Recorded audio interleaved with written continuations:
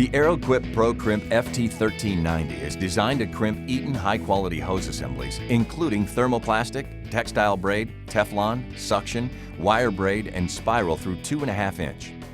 Before we begin, here are some important factors to keep in mind. You must always follow the outlined process and product instructions to ensure you have a safe and properly crimped hose assembly.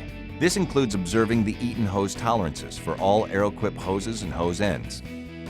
Do not use Eaton hose fittings on hoses from other manufacturers or Aeroquip hoses with hose fittings other than those made by Eaton.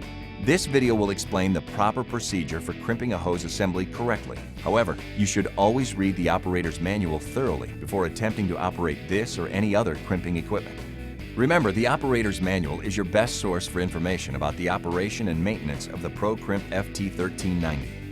It includes troubleshooting tips, electrical and hydraulic schematics, die cage parts and part numbers, and a machine diagram and parts list. Before you attempt to operate your Pro Crimp FT1390 machine, it's imperative that you read the important safety information located in the front of the Eaton Aeroquip Hose Assembly Master Catalog. Always wear safety glasses.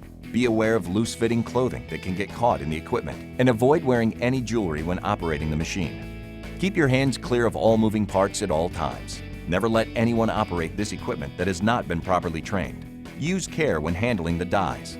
Never insert or remove dies when the power is on. Never allow two people to operate the machine at the same time. The Pro Crimp FT1390 is a freestanding machine and requires no special mounting. The electronic controls found on this machine have simplified all aspects of the crimping process. Settings to crimp your most popular hose styles can be programmed into electronic presets on the display panel. This process reduces the steps and time it takes to complete a job. The front-loading design offers good visibility and easy operation.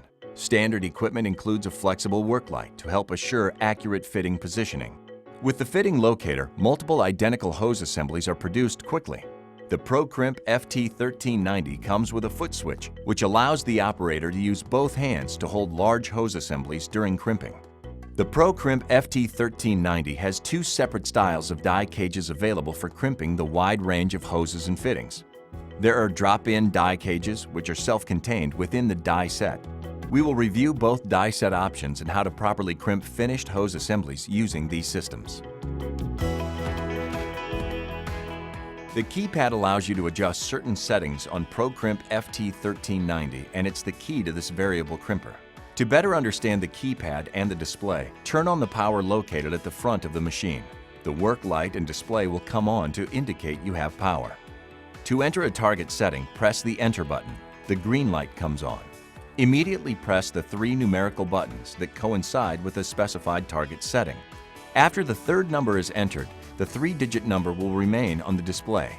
You have only 5 seconds to enter a number, or the display will revert back to the previous setting. The display number itself is a relative number, not the crimp diameter. The unit is programmed to show the ratio of the crimp diameter change to the display change in a 1-to-1 crimp ratio. For example, if a fitting is crimped to a setting of 250 and the crimp diameter is 14 thousandths too large, the display must be changed by 14 thousandths or to a display of 236 to produce the correct crimp diameter. The Enter button is used to load any 3-digit number into the display. The numbered keys have two functions. In the Enter mode, the numeric value appears in the display, and in the Store mode, they retain a display setting. The Pro Crimp FT1390 has a memory to retain up to 10 of the most common or frequently used fitting target settings. To store a number from the display as a preset, press the Enter button and enter a 3-digit number. Then press and release the Store button. The green light next to the Store button lights up when working in the Store mode. Finally, hold down any one of the 10 numerical buttons for 3 seconds. When the green light switches from the Store button to the numbered button and stays lit, this setting has been saved. To recall a setting from the presets, first make sure the Store and Enter lights are off. If not, don't touch anything, and in about 5 seconds they will go off. Press the button corresponding to the storage setting you want to recall. That setting will appear in the display, and you're now ready to make a crimp with that saved setting. To shorten the cycle time for multiple crimp strokes, you can stop the cylinder before reaching the fully retracted position by simply pressing and releasing the retract switch, or tapping the foot switch, once there is sufficient clearance to insert the next fitting. You can program the unit to stop before the cylinder has completely retracted, something that is especially helpful if you're making multiple assemblies and do not want to wait for the unit to completely retract. Using the crimped retract switch, place the cylinder in the position where you want it to stop during retraction. Press and hold the Enter button for 3 seconds.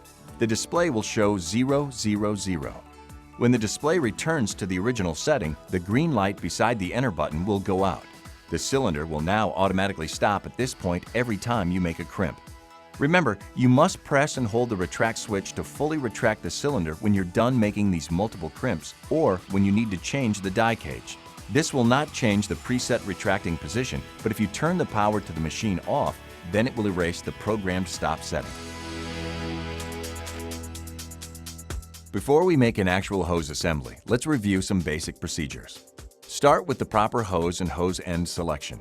Always refer to the Eaton Aeroquip Hose Assembly Master Catalog for the proper Eaton Aeroquip series of hoses and hose ends.